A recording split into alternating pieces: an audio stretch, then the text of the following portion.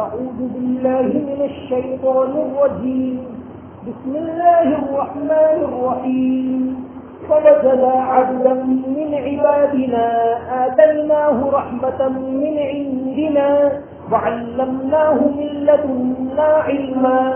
قال له موسى هل أتبعك على أن تعلمني مما علمت رشدا؟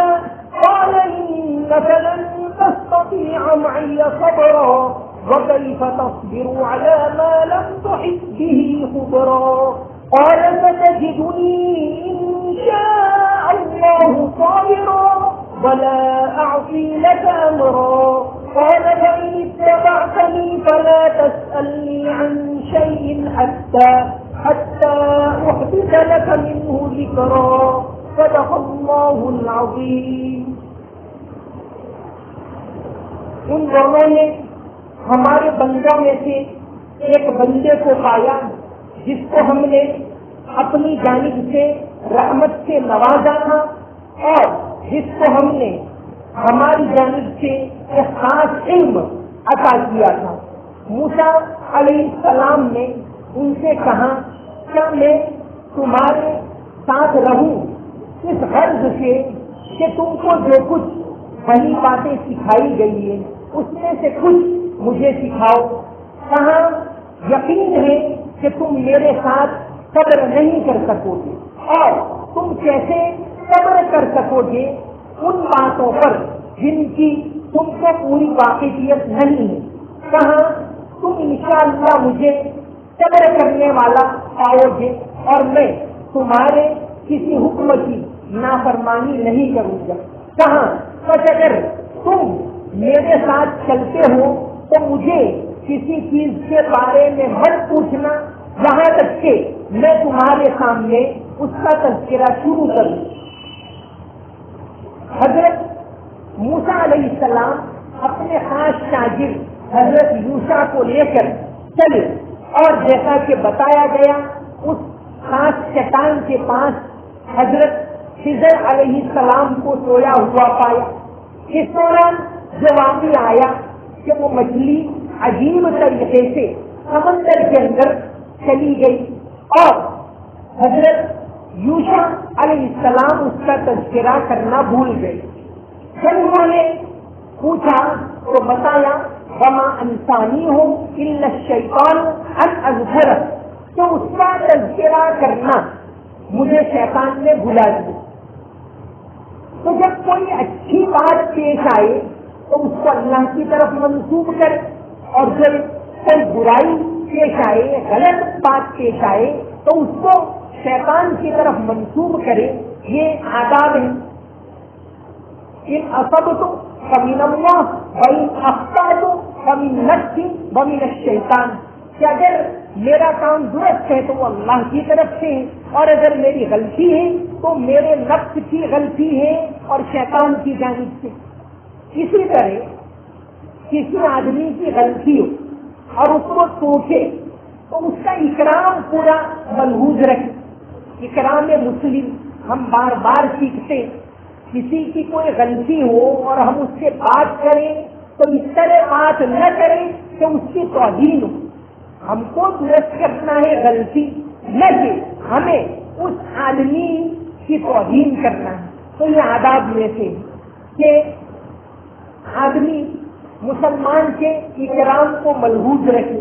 تو حضرت یوشع نے یہی کہا وما انسانیہم الا الشیطان ان اذکرہ کہ مجھے شیطان نے یہ تذکرہ کرنا بھلا دیا. بہرحال دونوں چلے اور حضرت خضر علیہ السلام سے ملاقات ہوئی. خضر علیہ السلام اللہ کے بہت نیک بندے. ان کے بارے میں بہت ساری باتیں پھیلی ہوئی. یہ کون ہے؟ بہت سے لوگ یہ کہتے ہیں کہ ان کو عمر جاوید یعنی ہمیشہ کی زندگی عطا ہوئی ہے اور ان کا کام لوگوں کی رہنمائی کرنا ہے. کسی کو وہ غالب نے کہا کہ کیا کیا خضر نے سکندر سے، کیا کیا خضر نے سکندر سے، پھر کسے رہنما کرے کوئی. اور یہی کہا ہے کہ خضر از آب حیوان حسن من عرب سکندر را تہیدستان قسمت را کہ تہیدستان قسمت را کہ سورج رہبر کامل خضر از آب ایوان حسن من عرب سکندر را. تو یہ باتیں بہت سی چل پڑی. بات یہ ہے کہ خضر علیہ السلام جیسا کہ روایات میں آتا ہے ذوالقرنین کے خاص وزیر تھے. بڑی علم و حکمت سے اللہ تبارک و تعالیٰ نے نوازا. اور علم دو طرح کے ہوتے. ایک ہوتا ہے علم ظاہر، علم شریعت جس کے اندر آتا ظاہری باتیں سب جن کو ہم سیکھتے، شرعی باتیں بھی سیکھتے ہیں، اور دوسری بہت ساری باتیں زندگی کا طریقہ ہم سیکھتے ہیں. ایک ہے علم تقویم. علم تقویم کا مطلب کہ بارش کہاں کتنی ہوگی، یہ علم تقویم اللہ نے فرشتوں کو سپرد کیا. کتنی کھیتی ہوگی، کتنا اناج ہوگا، یہ ساری چیزیں اللہ تعالیٰ نے فرشتوں کو سپرد کی. لیکن اس طرح کے کام، علم تقویم کے کام کبھی کبھی اللہ تبارک و تعالیٰ انسانوں سے بھی لے لیتے ہیں کبھی کبھی. تو ان میں سے خضر علیہ السلام کہ اللہ تبارک و تعالیٰ نے بعض تقویمی کام ان سے لیے. یہ اللہ کے بہت نیک بندے تھے اور اللہ تبارک و تعالیٰ نے ان کو ایک خاص علم عطا کیا. اس طرح ان کا ایک کام تھا لوگوں کی رہنمائی کرنا. تو اس کی وجہ سے یہ بات چل پڑی کہ خضر علیہ السلام نے ہمیشہ کی زندگی پائی، لمبی زندگی پائی، یہ تو سب مانتے ہیں. لیکن عمر جاوید یعنی ہمیشہ کے لیے زندگی پائی، اس کے بارے میں اکثر علماء کرام کلام کرتے کہ یہ بات صحیح نہیں کہ ان کو ہمیشہ کی زندگی حاصل ہو. امام بخاری، امام ابو حنیفہ اور دوسرے لوگ یہ مانتے ہیں کہ ان کو ہمیشہ کی زندگی حاصل نہیں ہوئی. بہت ساری احادیث کا حوالہ دیتے. ایک حدیث ہے کہ آپ صلی اللہ علیہ وسلم نے فرمایا کہ یہ کبھی پوری بھی نہیں ہوگی کہ اس وقت دنیا میں جتنے لوگ ہیں وہ سب مر جائیں. تو علماء کہتے ہیں کہ اگر خضر علیہ السلام زندہ رہتے تو آپ صلی اللہ علیہ وسلم ان کا تذکرہ ضرور کرتے. ایسی بہت ساری روایات ہیں. اس سے یہ کہا جاتا ہے کہ حضرت خضر علیہ السلام کا دور ختم ہو گیا. صوفیہ خاص طور سے ان کے بارے میں، ان کی ہمیشہ کی زندگی کے بارے میں مانتے بہت سارے واقعات. ایک واقعہ آتا ہے علامہ شیخ نصیر الدین شرار دہلی رحمۃ اللہ علیہ بہت بڑے بزرگ گزرے. انہوں نے خیر المجالس میں ایک واقعہ لکھا ہے کہ قطب الدین بختیار کاکی رحمۃ اللہ علیہ جو بہت بڑے بزرگ گزرے. یہ دہلی کے اندر جو قطب مینار ہے وہ قطب الدین بختیار کاکی رحمۃ اللہ علیہ کے نام پر بنایا گیا ہے، جو ہماری تاریخ کا ایک بہت بڑا گواہ ہے. قطب الدین بختیار کاکی کے بارے میں خیر المجالس میں لکھا ہے کہ آپ ایک مرتبہ پڑھنے کے لیے جا رہے تھے. چھوٹے بچے ماں نے کسی اور جگہ پڑھنے کے لیے بھیجا، لیکن حضرت خضر علیہ السلام آئے اور لے کر ان کو ابو حفص کے مدرسے میں لے گئے اور وہاں ان کو بٹھا دیا. ایسا واقعہ دکھائیں. اور ایسے بہت سارے واقعات. مجدد الفسانی رحمۃ اللہ علیہ نے اپنے مکتوبات کے اندر حضرت خضر علیہ السلام کے بارے میں جو گتھی اس کو اچھے طریقے سے سلجھایا. انہوں نے لکھا ہے حضرت خضر علیہ السلام کے بارے میں اور حضرت الیاس علیہ السلام، یہ دو کے بارے میں بہت زیادہ یہ بات مشہور ہے کہ انہوں نے ہمیشہ کی زندگی پائی. تو مجدد الفسانی رحمۃ اللہ علیہ نے اپنے مکتوبات میں لکھا ہے کہ خضر علیہ السلام کا دور تو ختم ہو گئے، ان کی زندگی ختم ہو گئی، وہ پہنچ گئے اللہ تبارک و تعالیٰ کے یہاں. لیکن اب پھر اللہ تعالیٰ کبھی کبھی ان سے رہنمائی کا کام لیتے، راستہ دکھانے کا کام لیتے. تو کبھی کبھی اللہ تبارک و تعالیٰ حضرت لکھتے ہیں کہ خواب کے اندر کبھی تو ان سے یعنی رہنمائی کرواتے ہیں، اور کبھی حضرت خضر علیہ السلام انسانی شکل میں آتے ہیں اور راستہ دکھاتے ہیں. تو ان کا دور تو ختم ہو گیا، لیکن ابھی بھی اللہ تبارک و تعالیٰ ان سے یہ کام لیتے ہیں. ایسا مجدد الکسانی رحمۃ اللہ علیہ نے اپنے مکتوبات کے اندر لکھا ہے. تو حضرت موسیٰ علیہ السلام کو حکم دیا اللہ تعالیٰ نے کہ جاؤ میرے اس بندے کے پاس, وہ تم سے بھی زیادہ جاننے والا ہے. اور موسیٰ علیہ السلام کو بڑا شوق ہوا کہ اللہ یہ فوج چل رہا ہے تو چل پڑے, اور اتنی لمبی مسافت طے کر کے وہ جو دو سمندروں کا سنگم بتایا وہاں پہنچے, اور وہاں ان کی ملاقات ہوئی حضرت خضر علیہ السلام سے جو سوئے ہوئے چادر سوئے ہوئے تھے. ایسا بخاری شریف کی حدیث میں ان کے پاس بیٹھ گئے, پھر ان سے بات چیت ہوئی, اور موسیٰ علیہ السلام نے عرض کیا جیسا کہ بتایا. قال له موسیٰ هل اتبعک, موسیٰ علیہ السلام نے ان سے عرض کیا کہ کیا میں آپ کے ساتھ رہوں علی ان تعلمنی مما علمت رشدا, اس غرض سے کہ اللہ نے آپ کو جو خاص علم دیا ہے اس میں سے کچھ مجھے بھی سکھا دو. یہ موسیٰ علیہ السلام نے عرض کیا, حالانکہ وقت کے بہت بڑے پیغمبر. یہ علم ہے وہ اللہ تبارک و تعالیٰ کی عطا کی ہوئی بہت بڑی دولت. علم چاہے وہ دینی علم ہو چاہے وہ دنیاوی فائدے کا علم ہو, دونوں کی فضیلت آئی. حضرت علی رضی اللہ عنہ کا فرمان ہے, آپ نے فرمایا کہ انا عبد من علمنی حرفا. حالانکہ حضرت علی کا مقام کتنا بڑا, یہ صوفیوں کے سارے سلسلے ان تک پہنچتے, اور جن کے بارے میں کہا گیا حضرت علی کے بارے میں کہ آپ صلی اللہ علیہ وسلم کو علم کا شہر ہے اور اس کا دروازہ حضرت علی, وہ حضرت علی کہتے ہیں کہ انا عبد من علمنی حرفا, کہ جو شخص مجھے ایک حرف سکھا دے میں اس کا غلام انشاء امتدن و انشاء کفن, چاہے تو وہ مجھے اپنی خدمت میں رکھے چاہے تو مجھے آزاد کرے. تو یہ علم کی فضیلت ہے. علم حاصل کرنے کے بڑے فضائل ہیں. جو علم کے لیے سفر کرتا ہے تو اللہ تبارک و تعالیٰ اس کے لیے جنت کا راستہ آسان کر دے.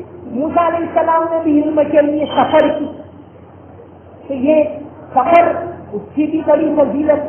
سفر کے ذریعے آدمی تجربات پاتا ہے, سفر کے ذریعے علم بھی حاصل کرتا ہے, بہت سی نئی نئی باتیں معلوم ہوتی ہے. سفر کے ذریعے اللہ تعالیٰ تجارت میں برکت دیتی. تو یہ علم کے لیے سفر کرے تو حدیث شریف کے اندر آتا ہے کہ اللہ تعالیٰ اس کے لیے جنت کا راستہ آسان کر دیتے. اور جو شخص علم حاصل کرنے کے لیے نکلے تو فرشتہ اس کے لیے اپنے پر بٹھا لیتے. یہ علم کی فضیلت. علم جیسے آپ لوگ بھی یہاں آئے ہیں علم حاصل کرنے کے لیے, کچھ سیکھنے کے لیے, کچھ معلوم کرنے کے لیے. علماء اپنے اعتبار سے سیکھتے اور عام لوگ وہ بھی اپنے اعتبار سے جو محبت رکھتے ہیں علم سے وہ سیکھتے ہیں. تو یہ اس کی فضیلت. اور علم کے پیچھے محنت کرنی پڑتی ہے, بغیر محنت کے علم حاصل نہیں ہوتا. موسیٰ علیہ السلام نے اتنا لمبا سفر کیا کہ اول میں ہوتا ہے چاہے مجھے سال ہر سال تک چلنا پڑے لیکن میں ان کے پاس جاؤں گا اور سیکھوں گا. یہ موسیٰ علیہ السلام نے کہا. علامہ اقبال نے کہا ہے کہ یہ جو انگریز کی ترقی ہے وہ کسی طرح نہیں ہے. انہوں نے بہت زیادہ محنت کی ہے, تب جا کر جب انہوں نے سب کچھ حاصل کیا. ہم لوگوں نے وہ محنت چھوڑ دی. آپ صلی اللہ علیہ وسلم نے دینی علم کی فضیلت کو بتائی. جو چیزیں ضروری ہیں, جیسے ایک واقعہ آتا ہے کہ تاریخ کے موقع پر نکلی تو آپ کو پتا چلا کہ شام کے اندر ایک شہر ہے جرش کے اندر اعلیٰ سے اعلیٰ قسم کے ہتھیار بنائے جاتے. آپ صلی اللہ علیہ وسلم نے دو صحابہ کو, عروہ بن مسعود کو اور غسان بن سلمہ کو وہاں بھیجا کہ تم جاؤ اور اس کو سیکھو. اسی طرح جو بھی نتیجہ جیسے خندق کے موقع پر آپ کو معلوم ہوا کہ کھائی کھود کر بچاؤ کرتی, تو آپ نے اس کا استعمال کی، اور یہی غزوہ حنین کے موقع پر منجنیق یعنی گوکھل، یہ پاؤں سے مارے تو پتھر دور جاتا، ایسا آلہ بنایا اور اس کا بھی آپ صلی اللہ علیہ وسلم نے استعمال کی۔ تو یعنی جو بھی چیز مفید ہو اس کو سیکھنی چاہیے۔ ایک واقعہ آتا ہے، ابو تمام تائی رحمت اللہ علیہ بڑے عالم گزرے، اور ایک مرتبہ وہ شام سے جا رہے تھے خراسان کے لیے جا رہے تھے، اور راستے میں ایک ابو الوفا نام کے امیر کے یہاں مہمان بنے حمزان، اس دوران برفباری ہوئی۔ شام کا شمال کا علاقہ ہے، جیسے ہندوستان کا شمال کا علاقہ ہے کشمیر وغیرہ، وہاں برفباری ہوئی تو بہت زیادہ برفباری ہوئی اور راستے بند ہو گئے۔ ابو الوفا نے کہا ابو تمام کہ آپ یہاں رک جائیں گے چند دنوں کے لیے، راستے تو بند ہو گئے۔ ابو تمام نے کہا کہ آپ کی لائبریری مجھے بتا دو۔ چند دن وہاں رک گئے اور لائبریری کے اندر قید ہو گئے، بس وہ پڑھتے رہے اور دیکھتے رہے کہ یہاں تو جاہلیت کی اور بات کی بہت ساری شاعری کی کتابیں ہیں اور کیا کیا۔ انہوں نے اس دوران وہیں کتب خانے میں رہ کر ایک کتاب لکھ ڈالی جس کو کہتے دیوان حماسہ، جو آج بھی عربی مدرسوں میں پڑھائی جاتی، عربی شاعری کی کتاب، جاہلیت کی اور بات کی جو شاعری ہے، اعلیٰ سے اعلیٰ شاعری، اس کو انہوں نے اس کے اندر جمع کر دیا، اور آج بھی وہ مدرسوں میں پڑھائی جاتی۔ تو محنت کرے تو آدمی بہت کچھ حاصل کر سکتا ہے۔ حضرت زید رضی اللہ عنہ، زید بن ثابت ایک صحابی بڑے ذہین تھے، آپ صلی اللہ علیہ وسلم جب مدینہ میں گئے تو یہ چھوٹے بچے لوگوں نے پیش کیا کہ حضور اس بچے کو 17 سورتیں یاد، آپ صلی اللہ علیہ وسلم نے سنی اور شاباشی دی، اور آپ نے بھانپ لیا، تاڑ لیا کہ لڑکا ہوشیار جو جس طرح کے ان سے کام لینا چاہیے۔ کچھ دنوں کے بعد معاملہ یہ پیش آنے لگا کہ یہودی نصارہ وغیرہ لوگ آپ صلی اللہ علیہ وسلم کے پاس آیا کرتے، آپ کے پاس تو ہر طرح کے لوگ آتے، اور یہ لوگ اپنی باتیں پوچھتے تھے، خط لکھتے تھے تو سریانی زبان میں لکھتے۔ آپ صلی اللہ علیہ وسلم کے پاس مسلمانوں میں کوئی نہیں تھا جو سریانی زبان جانتا ہو، تو دوسرے لوگوں سے کام لینا پڑتا۔ آپ صلی اللہ علیہ وسلم نے ان کے والدین کو کہا کہ اس بچے کو چند دنوں کے لیے وہاں مجھے بھیجنا ہے یہود کی بستی میں، تاکہ یہ سریانی زبان سیکھے۔ ان کے والدین نے بھیج دیا۔ صرف 15 دن کے اندر یہ بچہ سریانی زبان سیکھ کے آیا، حدیث کی کتابوں میں آتا ہے۔ پھر اس کے بعد آپ صلی اللہ علیہ وسلم نے دونوں خطوں کتابیں ہو سریانی زبان میں یا ٹرانسلیشن کرنا ہو تو حضرت زید کیا کرتے۔ تو علم اس کی یہ فضیلت ہے، اس کے پیچھے محنت کرنی چاہیے، محنت کرنے سے آتا ہے۔ ایک واقعہ آتا ہے، مولانا ابوالکلام آزاد رحمۃ اللہ علیہ، انہوں نے تفسیر لکھی ترجمان القرآن، اور بڑی شاندار تفسیر ہے۔ حالانکہ مولانا سیاست میں اور چیزوں میں مشغول رہتے، پہلی مرتبہ تو انگریز نے جب ان کو قید کیا رانچی، تو ان کے گھر جتنے کاغذات تھے سارے کے سارے ہار کر پھینک دی۔ اس میں کئی پاروں کی لکھی ہوئی تفسیر کی بڑی محنت ختم کر دیا، دوسری مرتبہ لکھی۔ ان کی جو تفسیر ہے اس کی پہلی جلد ہے سورہ فاتحہ کی تفسیر، ایک جلد کے اندر پورا ایک والیوم سورہ فاتحہ کی تفسیر، اس کے اندر پہلے ہی پیج پر انہوں نے ایک واقعہ لکھا ہے کہ میں رانچی کی جیل میں نظر بند تھا، تقریباً 1918-19 کا واقعہ ہے، ایسا انہوں نے لکھا ہے۔ میں رانچی میں نظر بند تھا، انگریز نے ان کو نظر بند کر لیا، کہیں جانے کا نہیں، کوئی بیان نہیں کرنے کا، کچھ لکھنے کا نہیں، گھر اور پاس میں مسجد پر۔ تو مولانا لکھتے ہیں کہ میں مسجد میں نماز پڑھنے کے لیے گیا، عشاء کی نماز، مکان چل کے نکلا تو مجھے پیچھے کوئی آہٹ سنائی دی. اپنی تفسیر سے پہلے ہی پیج پر لکھتے. میں نے دیکھا مڑ کر تو کوئی اجنبی آدمی معلوم ہوں. سلام دیا. کہاں؟ حضرت میں دور دراز سے آیا ہوں. پوچھا کہاں سے آئے ہوں؟ تو میں قندھار سے آیا. اب قندھار اور اس زمانے میں 100 سال ہوئے، آمد و رفت کا انتظام تھا. کیسے اتنی دور دراز سے آئے؟ کہاں؟ حضرت میں قندھار سے کوئٹہ تک چل کر آیا. کوئٹہ سے ایک قافلہ آ رہا تھا آگرہ، اس کے ساتھ میں ہو لیا. پھر آگرہ سے یہاں چل کر آیا. یعنی کئی ہزار کلومیٹر، 3000 کلومیٹر سے زیادہ ہوتا ہے اتنا سفر. مولانا آزاد نے پوچھا کیوں آئے؟ کہاں؟ حضرت آپ تفسیر لکھتے ہیں، قرآن کے جانکار ہیں، مجھے قرآن کے 5-7 الفاظ کا مطلب سمجھنے نہیں آتا، وہ پوچھنے کے لیے آیا. حضرت نے کہا ٹھیک ہے رک جاؤ، کل آ جاؤ میرے پاس. وہ رک گئے. دوسرے دن جب پہنچے تب پوچھا بتا لی، پھر وہ رکی. مولانا کہتے ہیں کہ پھر ایک دن یکایک وہ چلے گئے، مجھے بتایا بھی. اور مولانا لکھتے ہیں کہ مجھے لگتا ہے کہ انہوں نے اس لیے نہیں بتایا کہ اگر وہ بتاتی تو میں اس کے لیے خرچ کا انتظام کرتا، اور وہ مجھ سے بوجھ بننا نہیں چاہتے. صرف 5 الفاظ سیکھنے کے لیے دور سے آئے. مولانا لکھتے ہیں کہ اگر مجھے اس کا نام معلوم ہوتا تو میں اپنی پوری تفسیر ان کے نام کر دیتا. علماء لکھتے ہیں کہ وہ مولانا دین پوری رحمت اللہ علیہ تھے. بہرحال یہ علم کی فضیلت ہے، اس کے پیچھے محنت کرنی چاہیے. آج کل ہمارے طلبا محنت نہیں کرتے. بغیر محنت سے کچھ حاصل نہیں ہو سکتا. محنت علم کے پیچھے اور آج کے وقت میں بہت بڑی ضرورت ہے. آج اگر اس وقت مسلمانوں کے اوپر جو کچھ حالات ہیں اس کے اسباب بہت سارے.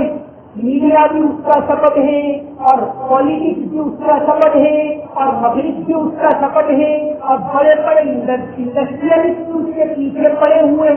ساری باتیں صحیح ہیں، لیکن اس کا ایک بہت بڑا سبب یہ ہے کہ مسلمانوں نے علم کے پیچھے محنت کرنا چھوڑ دی.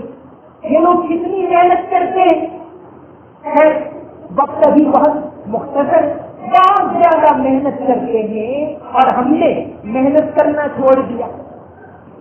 اس لیے آج یہ ہمارا جو حالت ہے اس کی ایک بہت بڑی وجہ یہ.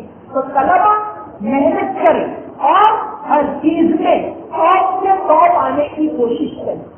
دینی علم بھی ضروری ہے، دنیاوی علم بھی ضروری ہے، ٹیکنالوجی کا علم بھی ضروری ہے، میڈیکل سائنس کے جانکاروں کی بھی مسلمانوں کو ضرورت ہے، انڈسٹری علوم کے جانکاروں کی بھی مسلمانوں کو ضرورت ہے. ہر فیلڈ میں محنت کرنے کی ضرورت ہے. تو موسیٰ علیہ السلام نے یہ سفر کیا وہ علم کی غرض سے کیا. چلے موسیٰ علیہ السلام نے کہا قال لہ موسیٰ هل اتبعک. موسیٰ علیہ السلام نے کہا کہ کیا میں آپ کے ساتھ رہوں؟ اس غرض سے ان تعلمنی مما علمت رشدا کہ اللہ تعالیٰ نے بہت ساری اچھی باتیں آپ کو سکھائی، اس میں سے کچھ مجھے سکھا دو. خضر علیہ السلام نے کہا قال انک لن تستطیع معی صبرا. دیکھو مجھے یقین ہے کہ تم میرے ساتھ صبر نہیں کر سکو، کیونکہ خضر علیہ السلام کو معلوم کہ میرا علم الگ ہے، ان کا علم الگ ہے. اور حدیث میں آتا ہے کہ خضر علیہ السلام ان کو کہا جب موسیٰ علیہ السلام پہنچے تو کہا کہ موسیٰ تم ایک علم پر ہو اور میں ایک علم پر ہوں. تمہارے پاس جو علم ہے اس کو میں نہیں جانتا، اور جو علم میرے پاس ہے وہ تم نہیں جانتے. اور اس کے علاوہ علم کے بارے میں ایک اور بات بخاری شریف کی حدیث میں ہے کہ جب موسیٰ علیہ السلام اور خضر علیہ السلام چلے اور ایک کشتی میں سوار ہوئے، اس دوران ایک چڑیا آئی اور چڑیا نے اپنی چونچ پانی میں سمندر میں ڈبوئی. خضر علیہ السلام کیونکہ ان کا کام تھا تربیت کرنا، انہوں نے کہا موسیٰ علیہ السلام کو دیکھو اس چڑیا کی چونچ کے ساتھ جتنا پانی لگا ہوا ہے وہ میرا اور تمہارا علم ہے، اور یہ سمندر میں جتنا پانی ہے وہ اللہ تبارک و تعالیٰ کا علم ہے۔ تو آدمی کو علم کے اوپر گھمنڈ اور تکبر نہیں کرنا چاہیے، بلکہ ہمیشہ طالب علم بن کر رہنا چاہیے۔ تو خضر علیہ السلام نے کہا وَكَيْفَ تَصْبِرُ عَلَىٰ مَا لَمْ تُحِطْ بِهِ خُبْرًا، تم میرے ساتھ صبر نہیں کر سکو گی، اور تم کیسے صبر کر سکو گے ان باتوں پر جن کی تم کو پوری واقفیت نہیں ہے۔ موسیٰ علیہ السلام نے کہا قَالَ سَتَجِدُونِي إِن شَاءَ اللَّهُ صَابِرًا، کہ مجھے پوری امید ہے کہ انشاءاللہ تم مجھے صبر کرنے والا پاؤ گے، وَلَا أَعْصِي لَكَ أَمْرًا، اور میں تمہارے کسی بھی حکم کی خلاف ورزی نہیں کروں گا۔ زمانے کے پیغمبر لیکن یہاں شاگرد بن کر آئے، تو آدمی جہاں طالب علم بن کر جائے، شاگرد بن کر جائے تو اس کے آداب ہوتی ہے۔ آدمی استاد کے علم کو بجا لائے، استاد کے آداب کو بجا لائے، علم کے آداب کو بجا لائے۔ مولانا انور شاہ نقشبندی رحمۃ اللہ علیہ دیوبند کے تیسرے شیخ الحدیث، پہلے شیخ الحدیث کو مولانا یعقوب نانوتوی رحمۃ اللہ علیہ، اور دوسرے شیخ الحدیث سے وہ شیخ الہند مولانا محمود حسن، اور تیسرے شیخ الحدیث دیوبند کے مولانا انور شاہ کشمیری، جن کو حافظ حدیث کہا ہے۔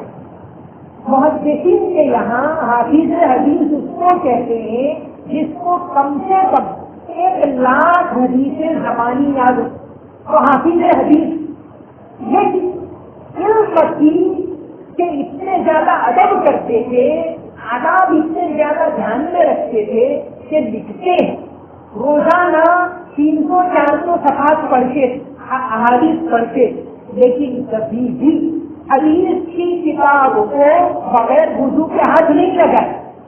ادب، حالانکہ قرآن کو تو بغیر وضو کے چھو نہیں سکتے، ہم آپ قرآن کو بغیر وضو کے چھو نہیں سکتے۔ قرآن پکڑنا ہو تو وضو کرنا واجب، ہاں زبانی پڑھ سکتے، چھوئے بغیر پڑھ سکتے بغیر وضو، لیکن پکڑنا ہو تو وضو کرنا پڑے، یہ اس کا ادب واجب کر دیا۔